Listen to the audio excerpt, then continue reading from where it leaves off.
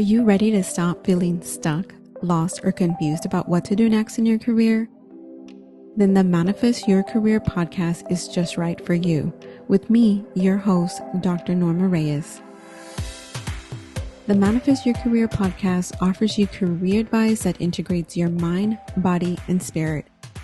It's time you start listening to your own inner guidance. Tune in each week to learn how to combine your intuition, strategy, and logic so that you can manifest the career of your dreams. Hey everyone, welcome back. This is episode 94, and today I am so excited to share a guest interview with you all. This is the first one of season 3. I have Debt-Free Latina, Mayra Garcia, on with me. Mayra is a financial literacy education and coach on a mission to empower and motivate families to live a debt-free lifestyle. After spending years in debt, she started her debt-free journey in 2010 and was able to pay off all of her debt in 17 months. She's a wife, a mother of 2, and is passionate about teaching financial literacy. And if you have not heard her podcast yet, it is Debt-Free Latina podcast. And now you guys get to hear her journey.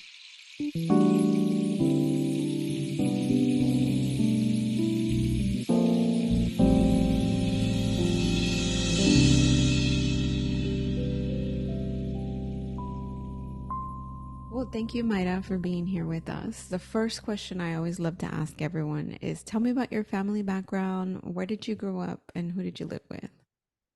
So thank you so much for having me. I was born and raised in East LA, and my family comes from Mexico. My mother is from Sonora. My dad is from Zacatecas and was raised in Jalisco. So I'm a first gen, grew up in a predominantly Hispanic neighborhood. And I saw a lot of food insecurity. I went through quite a bit of, our power got turned off while we were growing up. And it wasn't because my parents didn't earn enough. It was a lack of organization. And one time when I was like about 14 years old, that happened. And I remember thinking, this will never happen to me. So that's kind of what propelled me on this journey. Yeah. I can't imagine that. My mom was really good about keeping. We were really poor, but the things that mattered stayed on. I don't remember not having food, but I also don't remember having anything labeled like, anything name brand. It was all generic. Parade. Do you remember Parade? I don't. Parade is like, what would I equate it to now? What is it, like a cereal? No, it's like a generic name brand. Like it's See, yeah. like we had great value. So I guess it's like a great value, but it was called Parade. I hadn't even thought about that in so long. I don't know why that. Like you talk about stuff and random things. They definitely stick. Yeah, it had to have been like whatever was the cheapest they could buy. I mean, that's basically what they would be buying when I was growing up. So now, when you were young and people asked you what you wanted to be when you grew up, what do you recall telling them? When I was really little, maybe in elementary, I would say that quería ser una aeromoza. So a flight attendant. Oh, okay. I was like, a what?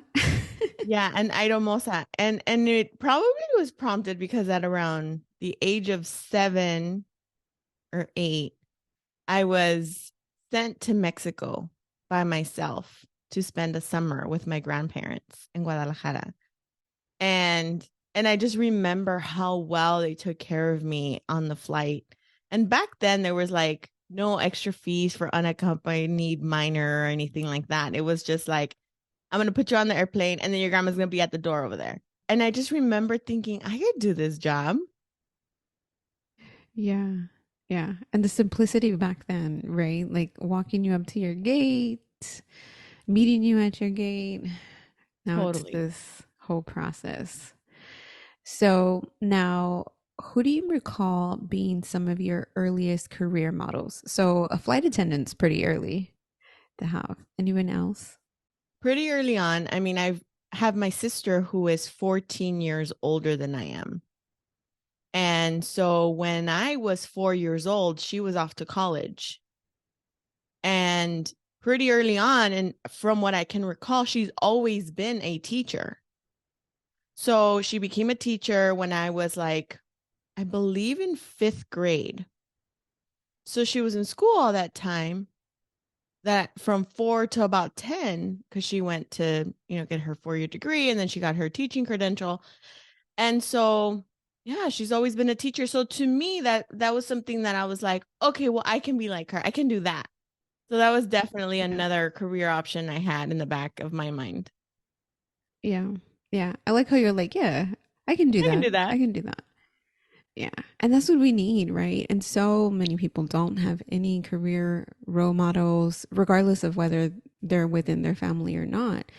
Instead they have other type of role models that are modeling different type of behavior. And then that's why we are in this repeated poverty cycle. It's funny that you mention what was modeled to me because I just had a conversation a week ago with my husband about the things that were modeled to me as a child versus, what he saw growing up. But my mother worked as a nanny for very rich families, families that were in the Hollywood industry. And I think because I saw those big mansions growing up, because I walked into them, I lived there sometimes, I was able to, like, I really don't have a whole lot of mindset blocks when it comes to like what you can have. I know that with hard work and effort, you can get anything you set your mind to. So even when I wasn't in a financial situation where I could afford a home like that, or even now I can afford a big old mansion in Hollywood Hills, I do think that it's still possible. And I don't have a mindset block in that at all. And I think I had this conversation because we were in Seattle and we were up by Cary Park, and my husband was like, "Oh my God, these homes are so amazing with this view that is so great." And I turned around and asked him, I said, "Do you think we can own a home right here?" And he's like, "No." And then that's when I realized, oh my gosh, like he really does have a mindset block there. But I didn't know how to explain that at the time. But we just recently had the conversation again, and he was just like, I get it now. Yeah. Yeah. Yeah. What we see in others, even, at any point in time, is what is modeled to us about what can be possible. It's funny you mentioned that because I don't know if I mentioned it when we did our podcast for yours, but when me and my husband met, I was like, oh, let's go look at houses. I already had my first house by then, but I was like wanting to upgrade, right? And so I remember him just kind of being, whenever it got like, I guess that limit to what he thought was possible, he'd be like, do you really think that's possible? And the houses that we were looking at weren't even, they were like maybe 20K more than the one I was currently in compared to the house that we have moved into since then. And as soon as we moved into this house, I was already telling people, oh, my next house is $1 million home. And I've been saying it. So now it's been like 3 years of saying that. But that's how you build up that belief because it takes time, especially if you're having to overcome some things, right? For you, you saw it so young, so it's not an impossibility versus those have never seen that as an option. I mean, my mom came into the house, the first thing out of her mouth was like, "Oh, this is it. Ya no más.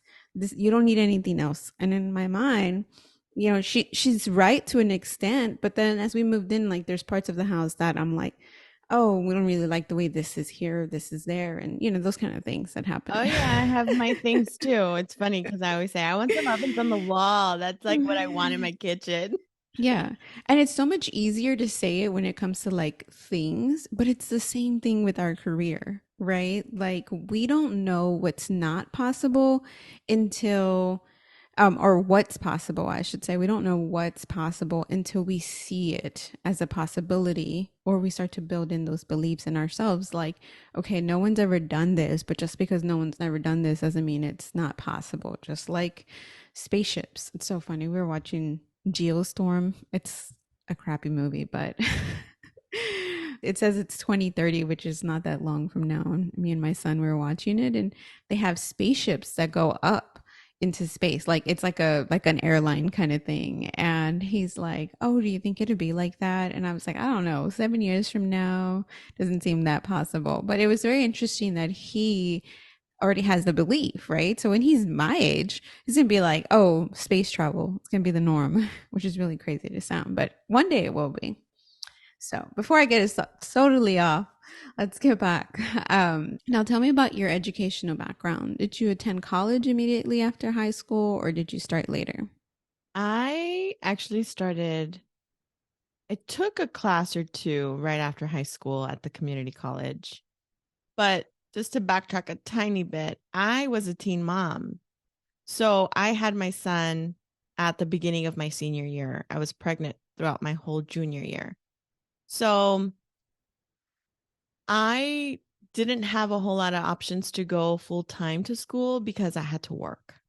So I went to school as I could, took a class here and there, and have taken classes actually throughout the years. And it's been what, over 20 years since I graduated high school, and I do not have a degree. Yeah. Is there anything else you want to share about that? Anything, any thoughts? I think that I've learned throughout the years that an education is important, but it's not required to succeed. And so, again, it's one of those things where it's like, yes, I've had to move up the ladder, I've had to learn things on the job, but an education has always been something that I kind of took control over. And I'm a reader. I love to read. I love to learn. So I didn't stop learning just because it wasn't in a school environment. I'm a course junkie. I love buying courses. So I'm always learning something. And I know that about myself, that I have to be constantly learning or else I get bored. So whether it's in my business or for something in my career, because I have a day job too, I have to just constantly be learning something. Yeah. Yeah, I love that. I love that you point that out too, because not having a degree is not a deal breaker in having the career that you want. It just means that you have to get a little bit more creative. And even having a degree is not a guarantee that you're going to have the career you want. You still have to navigate those waters and still be creative to have what you want. So, can you share how your career unfolded from when you graduated high school, entered the workforce, which sounds like it was a lot. I can't even imagine. It was quite a bit. So when I was in high school in my senior year, I already had my son. Had the opportunity to work at a law firm while I was in my senior year. And so I would work 3 to 4 hours a day there and then go and do my schoolwork. And so that was like my very first job. I was there for about 6 to 8 months. And then I went to a financial services company, which did auto loans. And I was there for quite a bit. I was there for a few years. After that, I went into the orthotic and prosthetic area. And I was there for another few years. I was an office manager at that point. So I moved up the ladder.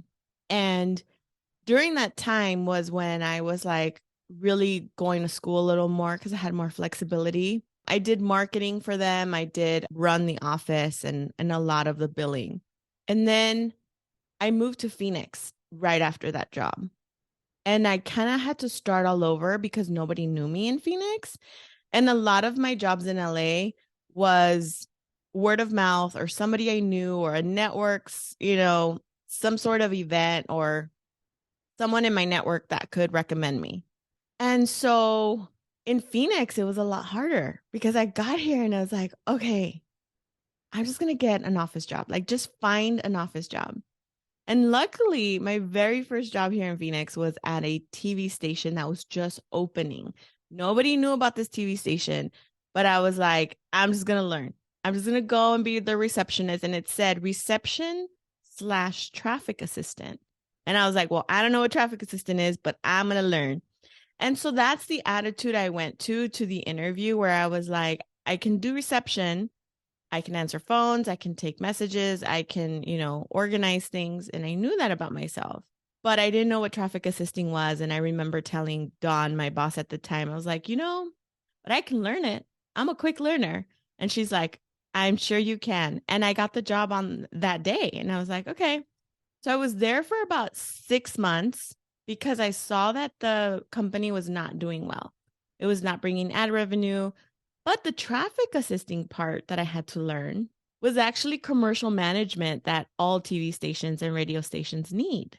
So while I was there, I heard about a job traffic assisting at Telemundo. So then I went to work for Telemundo as a traffic assistant, and I was there for a few years. By that time, I had to do a really quick career change after Telemundo because I was really struggling with my oldest son in school. And I thought, I need to be home for my kid, but I need to earn an income. So I opened a daycare out of my home. I got certified. I went through the state. I got everything I needed. And I just was taking care of kids out of my home. After that, I got a call from Channel 5, a local TV station here in Phoenix, that was needing traffic assistance again. And it was a friend of mine that was now leading that team. And she's like, "Are you ready to come back to work?" And I was like, "I kind of am." And so I got the job at Channel 5. And then from there, I went to Cox, did commercial management, but there I was more of a leader again. I again came back to the leadership role. I had a team of 20.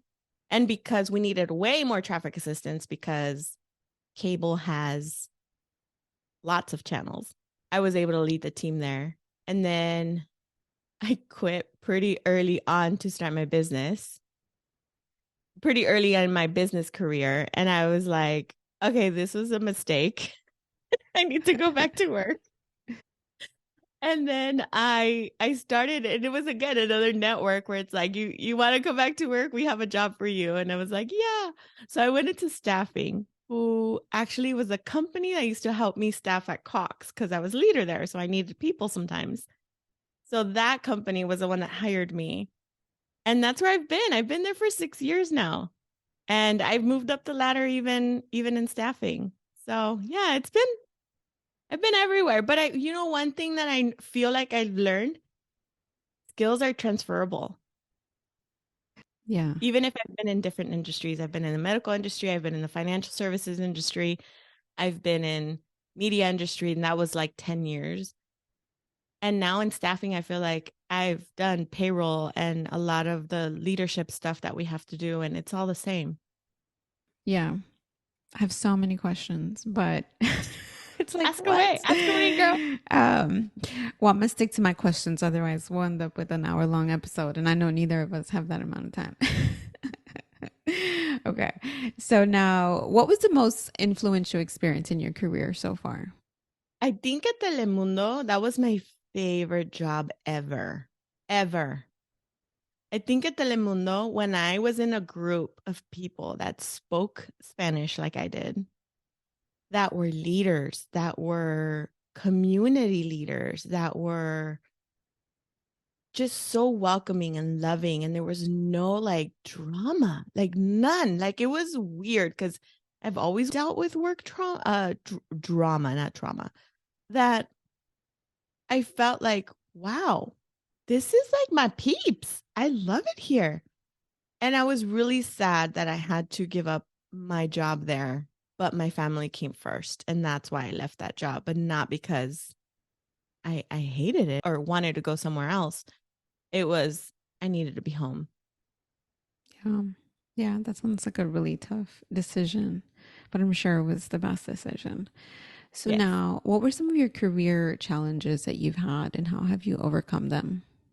The first one that comes to mind is I was working at Channel 5, and my boss at the time did not promote me when I deserved to be promoted. And I thought she was my friend. She's the one that got me the job there. Um, when I saw true colors, because I always give the benefit of the doubt and I really try to not, you know, I really don't judge people at first. I just kind of allow them to show me who they are. I was crushed. I was so crushed.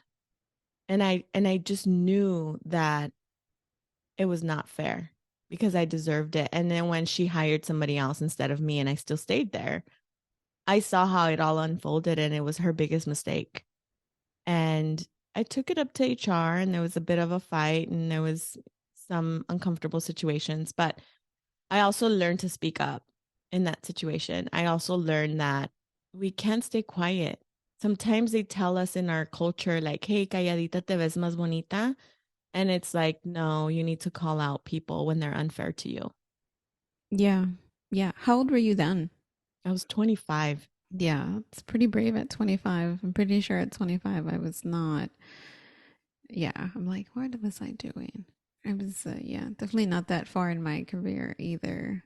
But definitely have found similar situations where not given the opportunity and not spoken up, and it's unfortunate because it's a disservice not only to me, but everyone else that is witnessing it, everyone else that's coming after me, everyone else that went before me, right? Because these patterns aren't new for these leaders that are not good leaders. They've been doing it and they're Well, going to continue to do it until someone says something.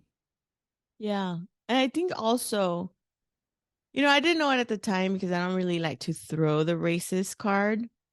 But looking back now, 10 plus year later, it was definitely a race thing too. Yeah. And it happens. And I mean, I'm not saying that person was Latino, but the leaders that I've encountered have been, and they do it just as much too. You know, they're more likely to hire a person of a different color versus their own for whatever reason, right? Their own internal biases against their own kind.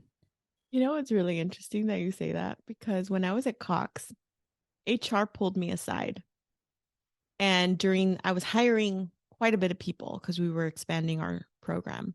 And I was pulled aside and told that they saw a pattern in my hiring, that I only hired Black and brown. And I didn't realize that. And I also had somewhat of an unconscious bias, but I didn't know that.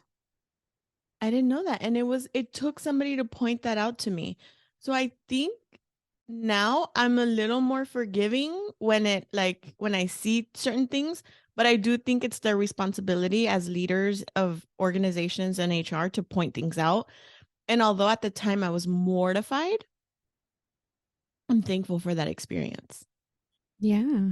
Yeah. I've never heard of an HR telling you, but I mean, Cox is a big company. So, CYA for them, but definitely, I mean, and some people may not notice it. And most people don't notice it. That's why it's called an unconscious bias. You don't realize who you're being biased against until somebody points it out, and then it's up to you to change it or not change it, which I'm sure for you, you did. It was true. It was true because when I looked at who I hired in the past year before that, it was all like Latinos and a couple of African American people. It was really interesting. I was just like, oh, I didn't realize that. Yeah. I'm like, phew, I've had a mix, but I think it also helps that we hire throughout the state. So there's only so many different type of people that you can have in different areas.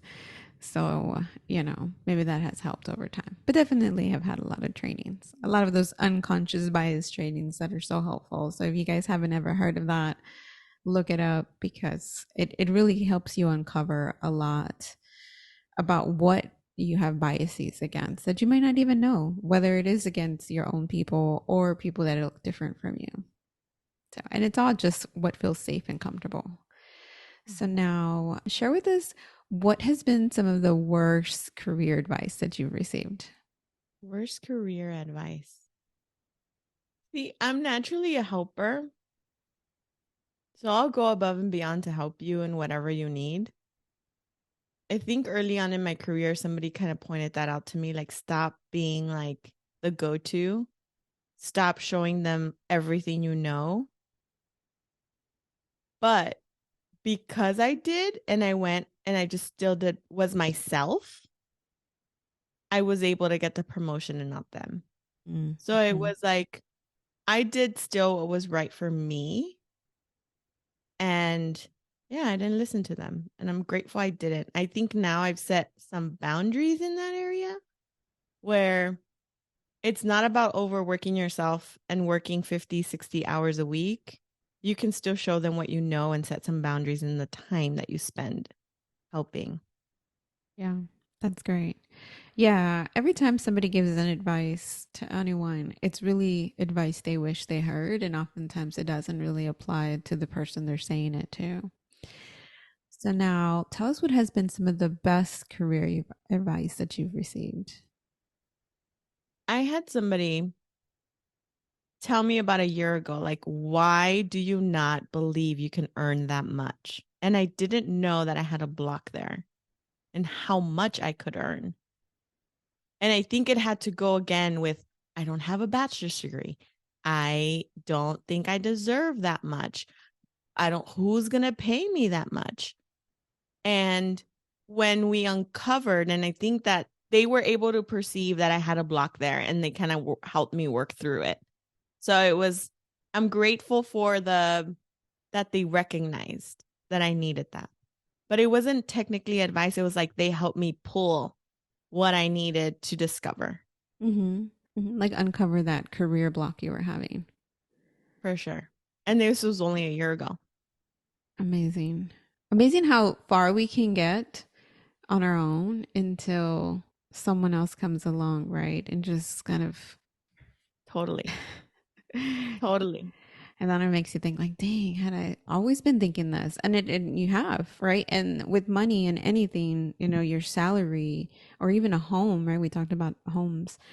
You allow yourself a certain cap. And actually like what you're talking about money, as I'm getting ready to transition from working full time to on my own, I see, my money increasing, my clients increasing, and it's going at a okay pace, right? But once I leave my job, I need it to be replacing my income, which it's like it's going to be so close. I mean, I've saved money, of course, because I couldn't do it without doing that. But yesterday when I was looking at it, right, I'm like, okay, it's steady, it's steady. I'm like doing projections, and then I was like, I am limiting my growth in this, not necessarily in doing the projections, but in what I think the pace of growth that I can have. And I'm just like, it's because I feel like making the amount that I need to replace my income is enough. Instead of, I mean, because that's not why I'm quitting my job. I don't want it to just be enough. I want it to be more than enough. And so, yeah, definitely working through that. So, anyone listening, like, that's really what you have to get through. Like, it's not just meeting your bills, because I feel like that's where we get stuck sometimes. Like, I want to make sure I'm able to pay for everything. And then you just limit yourself there. Yeah, I think it's important to check yourself when you have a limiting belief and then refocus on there's abundance. There's abundance all around you and there's money everywhere. Yes. So when you catch yourself, you kind of have to maybe even do some self-coaching, right? Or, maybe have your spouse check you or whomever you trust check you because we all have those thoughts and we just have to be realigned to what is true. Yes. Yes. And our own thoughts are often just, keeping us where we are. Now, what is some career advice you would love to share with my audience? I think as an entrepreneur, if that's something you want to do and you're the first one in your family that wants to pursue entrepreneurship, find a community of people that are first gen or whatever you are, that are just like you, that are going to support you because your family will not always be that support that you need because they might see a 9 to 5 more secure than an entrepreneurship journey. And you can't blame them. And I did that. I blamed my family for not supporting me at first. but it's all they knew. It's what they saw growing up. It's what they think is secure. But the reality is 9 to 5 jobs, they can let you go in any moment. There is no security there. If you no longer help them make a profit, they will cut you. And entrepreneurship, you have a little more control. There's a lot more marketing. There's a lot of other skills you have to learn. But if you're willing to learn that, then you're going to be okay. Now, how fast can you go all in on entrepreneurship? I'll tell you from experience, I did it a lot quicker than I thought, and I had to go back to work. Now, there was a lot of lessons that I learned from that, but I don't regret it. It was such a learning experience. I was crushed that I had to go back, but por algo pasan las cosas, like I now can talk about it, but before I was so ashamed of it. Yeah. So keep going, find a community because it is lonely and you need to kind of lock arms with people so that you continue to stay motivated and continue towards your goal. I love that. And I love that you said find community and support you. So even if you're not looking for entrepreneurship, but you are wanting to grow wherever you are, you need community and you need people that look like you. Now, of course, do try to find mentors that are in the roles you want, because that's important regardless of the color of their skin, but you still need that community to help you through some of the challenges that you'll face because, we know our struggles. We know how it feels. Um, so now I want to hear more about, your debt-free journey, how you became a money coach and all of that. So I became a money coach in 2017, but I started my debt-free journey in 2010. So we'll start there. 2010, I learned how to budget and I sort of convinced my husband to join me on this journey. It was very hard at first. But finally, when he did, see why this was important and decided to join me on the journey, it really propelled us forward quickly. And it was like, what am I going to do? He got a job, a second job after his day job. And it was just, we started paying off things pretty quickly. 17 months later, we were completely debt free. So in early 2012. And then, I always thought like, I want to be a coach. And I know that there was financial coaches even back then, but I was working at Channel 5 and I didn't see how that was possible. I didn't visualize how I was going to do it. It was kind of like a wish at that point. Like, I wish I could do that. And then as years went on, I was like listening to like, okay, you can become a financial coach by taking this or that. And I was like, oh, I'm going to look into that. So when I quit my job, I was in the process of getting my certification. I hadn't even finished, and I don't know why I did that, but it is what it is. And so, según yo, I was going to be like, oh my God, I'm going to have all these clients. And it's like, that's not how it works. And so, yeah, so 2017, I finished my certification. And then in 2020, during the pandemic, I was taking a lot of courses in between there. I was on social a lot, but I wasn't getting the traction at first. Of course, when you're starting from 0 followers, it's a little harder. And yeah, like in 2020 was when I really started learning a lot of the online strategies. And, even though I had my website and I had somebody else build it, 2020 was when I learned those skills myself.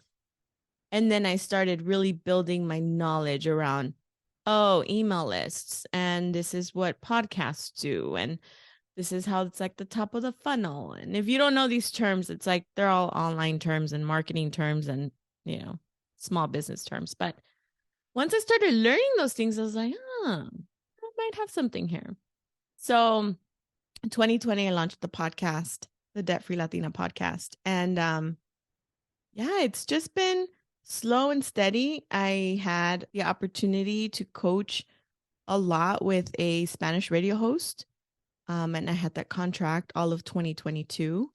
And yeah, I gave that up because it was a lot. It was a lot and it was burning me out. I also have my day job. So I had to find a balance. I had to find what worked for me. And my ideal clients were not those. And so I had to have these conversations with myself where it's like, ¿qué quieres? And so sometimes you just have to realign every once in a while and just kind of ask yourself, like, hey, check yourself. What do you want? Where do you see yourself in a year or two or five? Yeah. Yeah. I love that. So tell us more about what you do with the coaching you do for clients, your ideal clients. So my ideal clients are Latinos, either Latinas that are single or young families.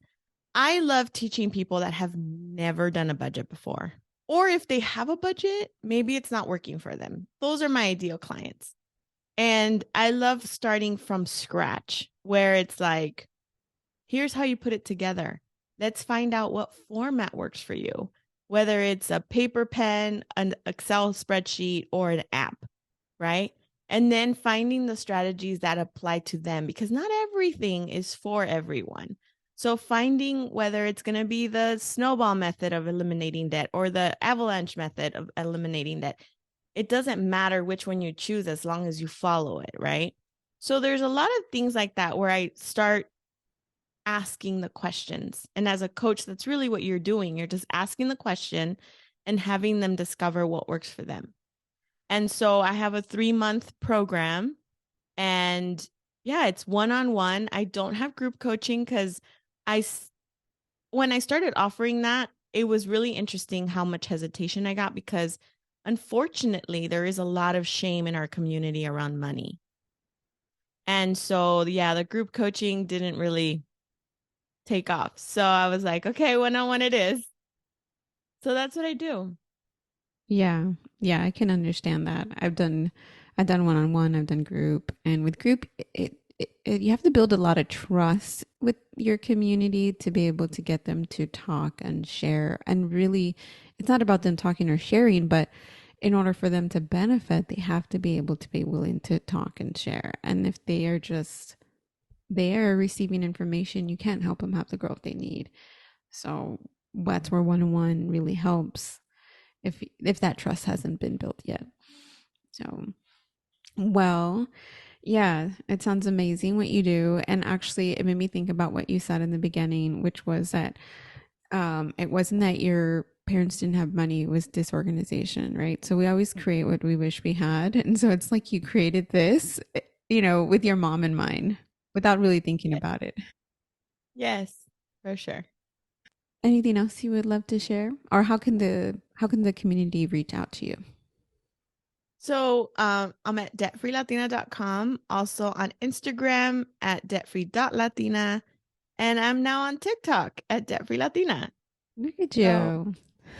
yeah. Well, thank you so much for being here with us and sharing everything, your life story, and even your debt-free journey. That all in Thank itself you so so much for much. having me. And Oops, sorry, I interrupted you. it's okay, it's okay. I was just gonna No worries. add, and you don't have a degree. I always love to emphasize you don't need a degree to be successful. You just need yourself, your self-belief. Yes, I think that a degree and education in general is important, but it doesn't matter how you receive that information as long as you do.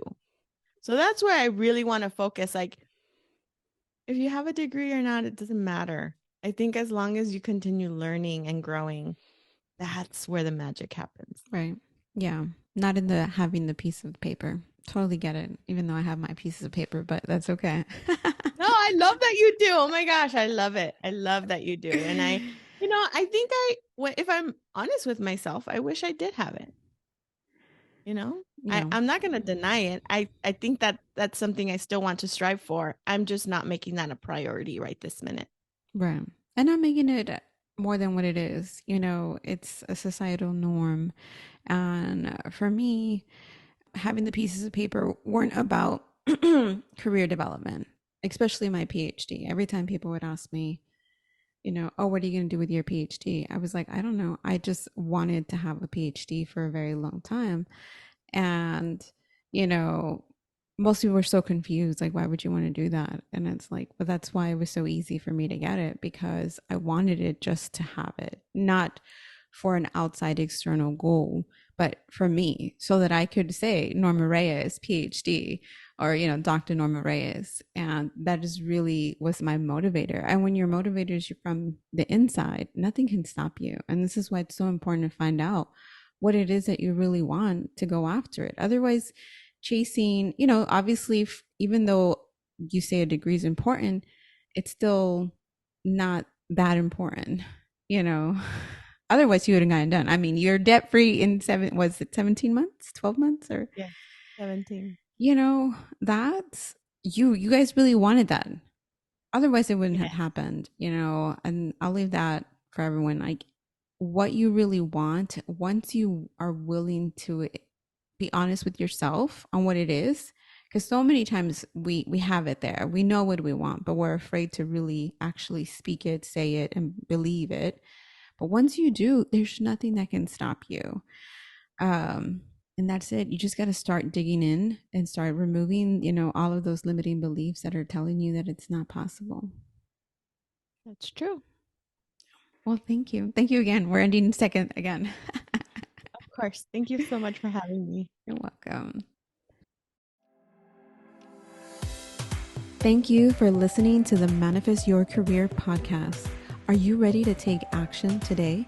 Visit manifestyourcareer.com to get started and schedule a free discovery call with me and gain clarity today.